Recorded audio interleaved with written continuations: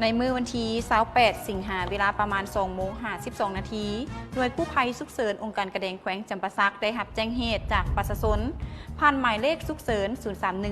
0311625ว่ามีรถจักรตามรถใหญ่เป็นรถบรรทุกสถานที่เกิดเหตุแมนอยู่ที่บ้านดงกลงเส้นทางเลขที่13เมื่อหน่วยกู้ภัยฉุกเฉินองค์การกระแดงแขวงจำปาสักออกตรวจสอบเหตุพบเห็นผู้บาดเจ็บ2 คน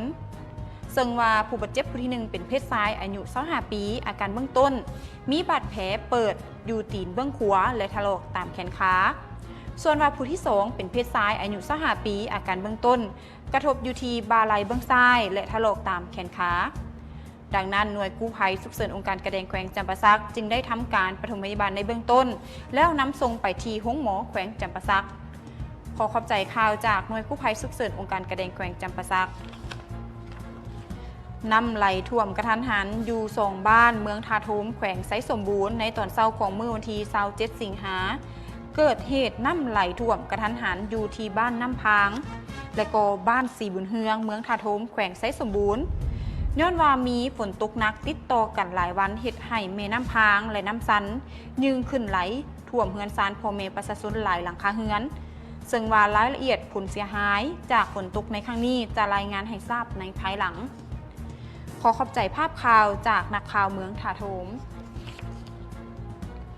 เจ้าหน้าที่ปกส.เมืองเฮียมแขวงหัวพันได้กักตัวเป้าหมายค้าขายยาเสพติดในมื้อวันที่19สิงหาที่ผ่านมานี้เจ้าหน้าที่ปกส.เมืองเฮียมแขวงหัวพันได้เคลื่อนไหวเวียกงานวิชาเฉพาะอยู่ขอบเขตเทศบาลเมืองสามารถกักตัวเป้าหมายผู้ต้องสงสัยค้าขายยาเสพติดผ่านการกดค้นของเจ้าหน้าที่ได้พบผินของกลางอยู่เฮือนของเท่าเผยอายุ39 ปีประชาชนบ้านเมืองเฮียมแขวงหัวพันสามารถยึดของกลางยาเสพติดเป็นประเภทยาบ้าจำนวน208 เม็ดเงินกีบธนาคาร3,182,000 กีบลูกปืน6 ลูกโทรศัพท์2 เครื่องอาวุธลานเนื้อ3 กระบอกปืนแก๊ป2 กระบอกปืนลูกอัดลม1 กระบอกดังนั้นเจ้าหน้าที่ปกส.เมืองเฮียมจึงได้กักตัวผู้เกี่ยวพร้อมกับเครื่องของกลางมาดำเนินคดีตามระเบียบกฎหมายขอขอบใจภาพข่าวจากปกส.เมืองเฮียมระดับน้ำซีบังไฟฮอดระดับเตือนภัยแล้วผู้ที่อาศัยอยู่ใกล้เรียบตามแคมป์แม่น้ำและเขตพื้นที่ต่ำจงมีสติระมัดระวังในมื้อวันที่27สิงหาแขวงขมวนได้ออกแจ้งเตือนสภาพระดับน้ำซีบังไฟสถานที่ขวาซีบังไฟซึ่งว่าวัดแทกได้แมน 19.1 เมตรระดับน้ำแมนขึ้นสูงถึงระดับเตือนภัยแล้วและยังอีก 0.99 ซังติเมตรแมนจะฮอดระดับน้ำท่วมซึ่งว่าระดับน้ำเตือนภัยแมน 19.00 เมตรระดับน้ำท่วมแมน 20.00 เมตรดังนั้นจึงได้ออกแจ้งเตือนถึงพ่อแม่ประชาชนบรรดาเผ่าองค์การปกครองท้องถิ่นและองค์การจัดตั้งทุกๆภาคส่วนที่อาศัยอยู่ใกล้เลียบตามแคมป์แม่น้ำและเขตพื้นที่ต่ำตามลำน้ำเซบังไฟจงมีสติระมัดระวังต่อสภาพฝนที่ว่าตกติดต่อกันหลายวันที่อาจจะเหตุให้เกิดน้ำท่วมเยืองน้ำท่วมขังในระยะ 1-2 วันต่อหน้าขอให้ติดตามข่าวสารจากข่าวพยากรณ์อากาศและระดับน้ำจากกรมอุตุนิยมและอุทกศาสตร์อย่างต่อเนื่อง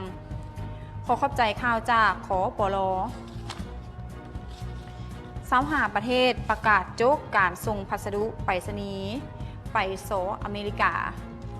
ตามสถิติของสหพันธ์ไปรษณีย์สากลขององค์การสหประชาชาติ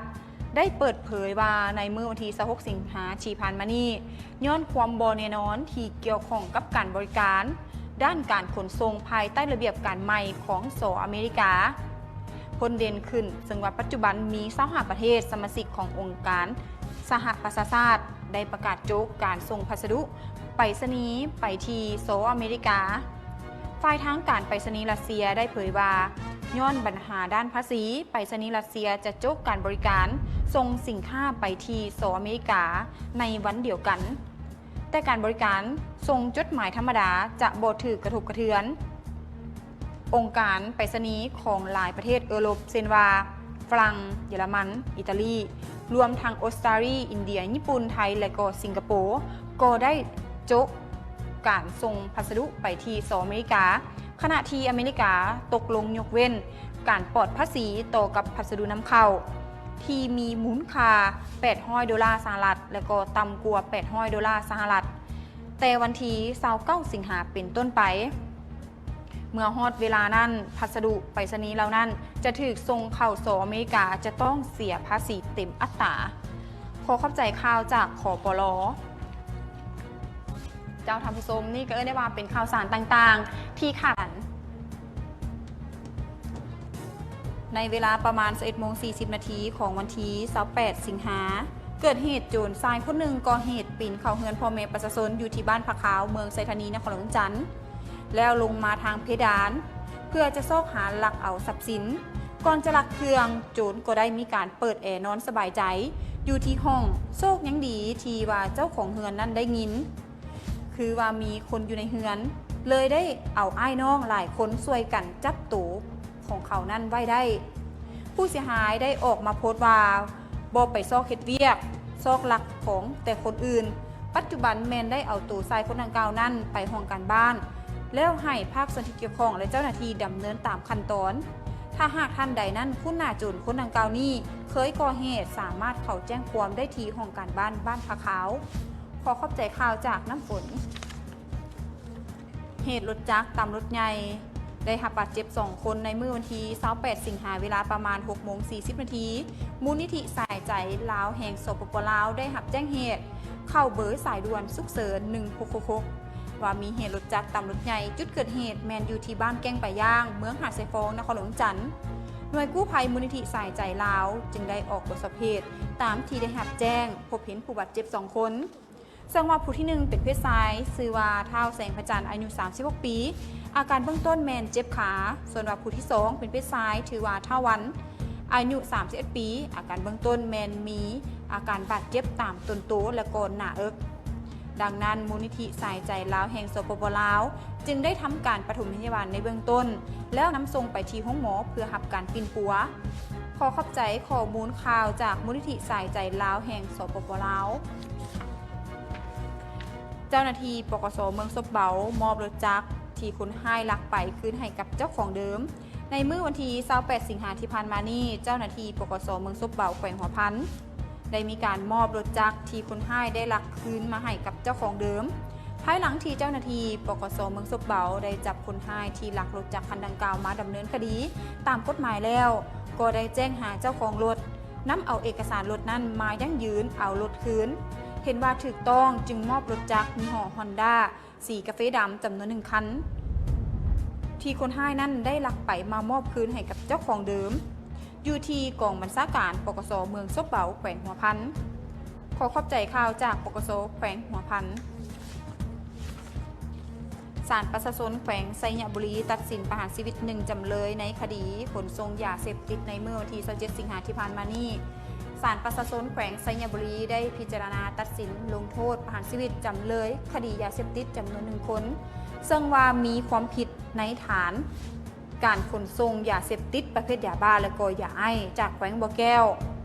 ผ่านแขวงไซยบุรีก็คือเท่าหนูวืออายุ29 ปีอาชีพประชาชนอยู่ที่บ้านเจียงตองเมืองปากทาแขวงบ่อแก้ว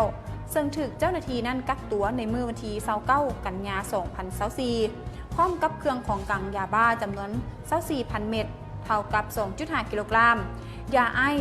139 ห่อเท่ากับ149 กิโลกรัม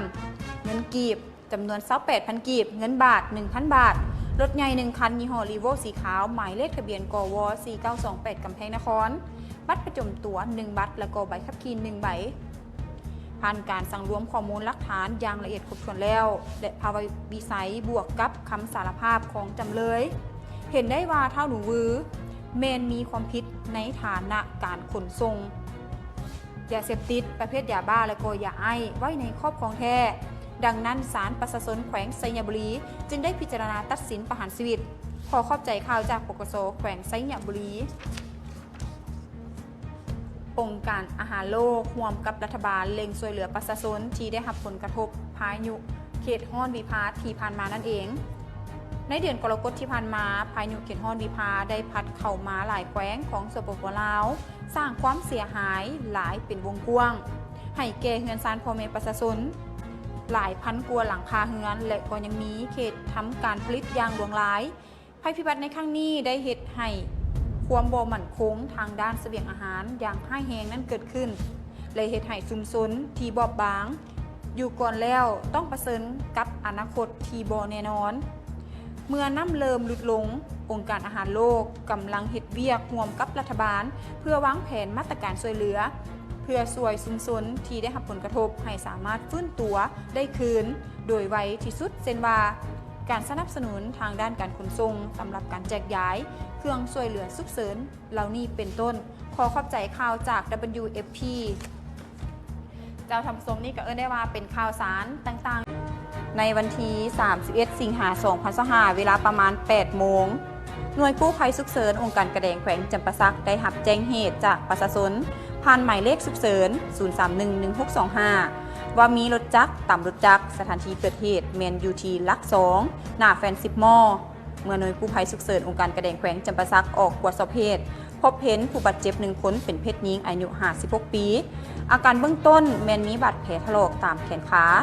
ดังนั้นหน่วยกู้ภัยฉุกเฉินองค์การกระแดงแขวงจำปาสักจึงได้ทำการปฐมพยาบาลในเบื้องต้นแล้วนำส่งไปที่ห้องหมอแขวงจำปาสักขอขอบใจข่าวจากหน่วยกู้ภัยฉุกเฉินองค์การกระแดงแขวงจำปาสักหลายบ้านของเมืองเซบังไฟได้ถูกผลกระทบจากพายุคาจิกิในเมื่อวันที่26 สิงหาคม 2025 นี้คณะกรรมการคุ้มครองภัยพิบัติขันเมืองได้ลงเคลื่อนไหวติดตามสภาพน้ำท่วมเนื่องจากว่ามีพายุคาจิกิพัดผ่านเฮ็ดให้มีฝนตกหนักซึ่งได้เกิดการที่ว่ามีหลายบ้านของเมืองเซบังไฟแขวงคำมวนได้ถูกผลกระทบน้ำท่วมกระทันหันซึ่งว่ามีหลายจุดน้ำนั้นได้ท่วมเนื้อที่นาอยู่หลายเขตก็คือเขตบ้านตึงบ้านสมบ้านยางใหญ่บ้านด่างบ้านหนองบอนบ้านนาพอกบ้านดงหมักบ้าบ้านนาคอมนอกจากนี้แล้วก็ยังได้ท่วมบ้านบึงหัวนาพุ่มดงสว่างมีจำนวน61 ครอบครัวและเส้นทางหลายจุดเส้นว่าเส้นทางแต่บ้านดงหมักบ้าหาบ้านยางใหญ่ระหว่างทางประมาณ70 เมตรแล้วก็ตั้งแต่บ้านยางใหญ่หาบ้านส้มประมาณ30 เมตร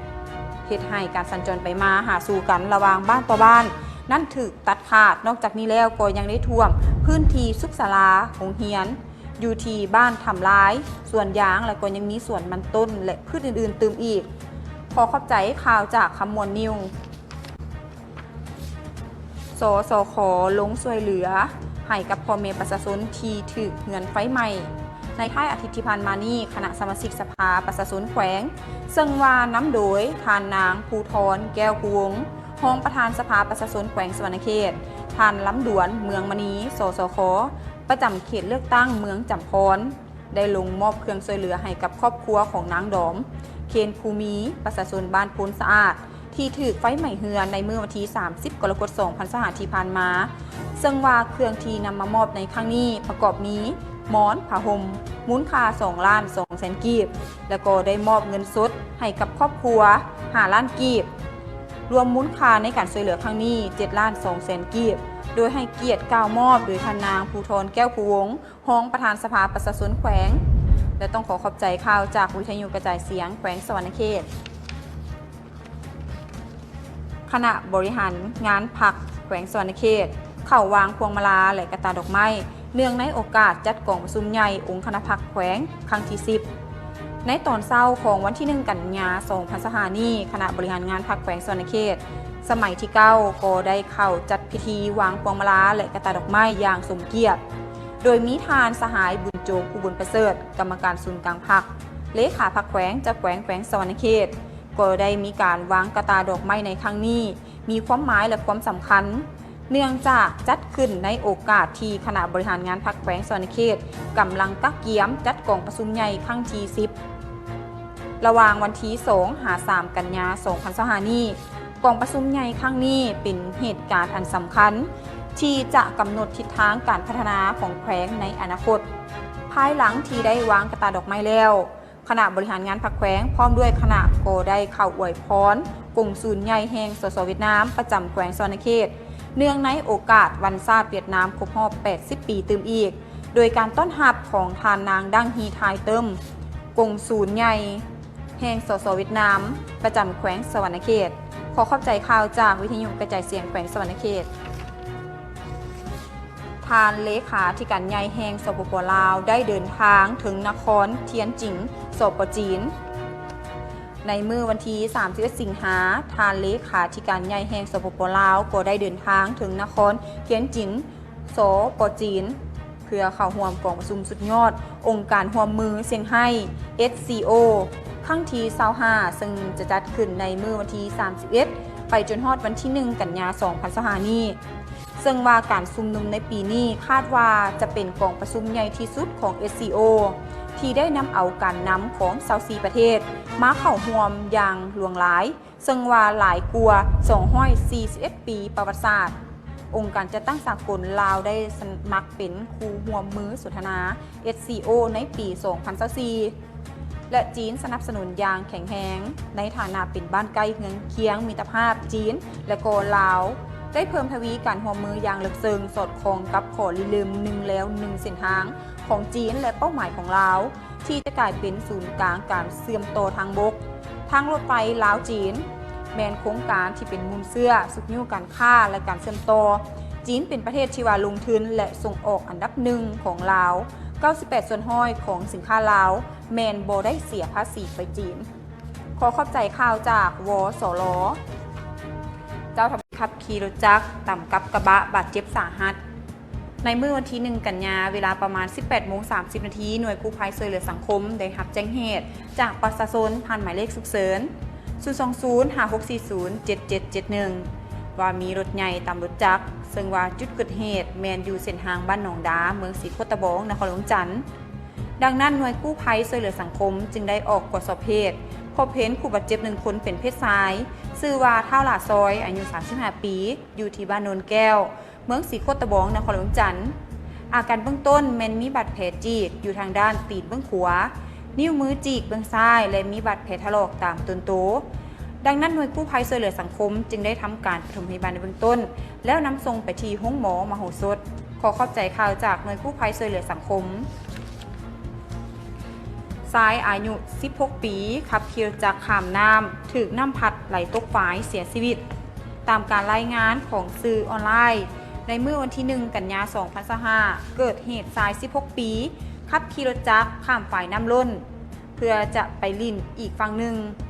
แต่น้ำไหลแห้งได้ไหลสู่เอารถและก็คนตกลงฝ่ายแต่โชคร้ายรถจักรได้ทับเสียชีวิตคาทีส่วนหมู่อีก2 คนที่ขี่รถไปน้ำกันแมนสามารถเอาตัวรอดซึ่งฝ่ายดังกล่าวนั้นแมนห้วยอาใกล้เมืองพินแขวงสวรรณเขตผู้เสียชีวิตชื่อว่าเท่าพัดอายุ16 ปีบ้านสะแกดเมืองเซโปนแขวงสวรรณเขตขอแสดงความเสียใจกับครอบครัวผู้เสียชีวิตด้วยห้านอาหาร10 แห่งในนครปากเซที่ถูกสั่งปิดกิจการย้อนละเมิดระเบียบกฎหมายในวันที่1 กันยายน 2025คณะกรรมการเฉพาะกิจคุ้มครองการเคลื่อนไหวธุรกิจบันเทิงแขวงจำปาสักนครปากเซได้ลงเคลื่อนไหวติดตามกฎกาห้านอาหาร10 แห่งในนครปากเซที่ดำเนินธุรกิจบ่ถูกต้องและบ่สอดคล้องตามระเบียบกฎหมายที่กำหนดไว้หมายความว่าขออนุญาตดำเนินธุรกิจในรูปแบบของห้านอาหารแต่บริการในรูปแบบของห้านบันเทิงบ่ปฏิบัติตามคำแนะนำและบันทึกของคณะกรรมการที่ได้ลงกฎการในระยะที่ผ่านมาย้อนนั้นจึงถูกสั่งปิดกิจการเริ่มจะตั้งปฏิบัตินับตั้งแต่เมื่อวันที่1 กันยายน 2025เป็นต้นไปจนกว่าจะได้รับเอกสารขออนุญาตดำเนินธุรกิจบันเทิงให้ถูกต้องตามระเบียบการสำหรับห้านอาหารอยู่บรรดาเมืองที่มีการเคลื่อนไหวในรูปแบบห้านบันเทิงแมนมอบให้คณะกรรมการเฉพาะกิจขันเมืองปฏิบัติมาตรการเช่นเดียวกันขอขอบใจข่าวจากทูลพ้องใจเจ้าหน้าที่แผนกตำรวจจราจรปกส.แขวงเวียงจันทน์มอบรถจักร3 คันคืนกับเจ้าของเดิมในเมื่อวันที่1 กันยายน 2025เจ้าหน้าที่แผนกตำรวจจราจรห้องตำรวจปกส.แขวงเวียงจันทน์ได้มอบรถจักรจำนวน3 คันคืนให้กับเจ้าของเดิมซึ่งว่ารถจักรจำนวนดังกล่าวนี้ถูกคนบดีลักไปในระหว่างปี 2022 หาปี 2024พิธีมอบพับได้จัดขึ้นอยู่ที่แผนกตำรวจจราจรให้เกียรติมอบรถจักรจำนวน3 คันโดยทานพันโทภูวรรณีลีวรรณราชหัวหน้าแผนกตำรวจจราจรปกส.แขวงเวียงจันทน์ตั้งหน้ารับโดยทานเตียงอยู่ที่บ้านทาเมืองเฟืองแขวงเวียงจันทน์มีเจ้าของรถพร้อมด้วยพนักงานที่เกี่ยวข้องเข้าร่วมเป็นสักขีพยานพร้อมนั้นทานพันโทภูวรรณีลีวรรณราช หัวหน้าแผนกตำรวจจราจรปกส.แขวงเวียงจันทน์ยังได้เรียกร้องให้กับเจ้าของทรัพย์และประชาชนบรรดาเผ่าจงเอาใจใส่ในการปกปักรักษาวัตถุสิ่งของที่มีค่าไว้ให้ดี เพื่อบ่ให้คนบ่ดีนั่นสวยโอกาสลักทรัพย์ของทาน และสวยเป็นหูเป็นตาให้กับเจ้าหน้าที่เมื่อมีคนมาขายรถจักรที่บ่มีเอกสารครบถ้วนหรือมีราคาที่ว่าถูกกว่าความเป็นจริงแม่นให้แจ้งต่อกับเจ้าหน้าที่ที่เกี่ยวข้องและบ่ควรซื้ออย่างเด็ดขาดขอขอบใจข่าวจากปกส.แขวงเวียงจันทน์ข่าวต่างประเทศ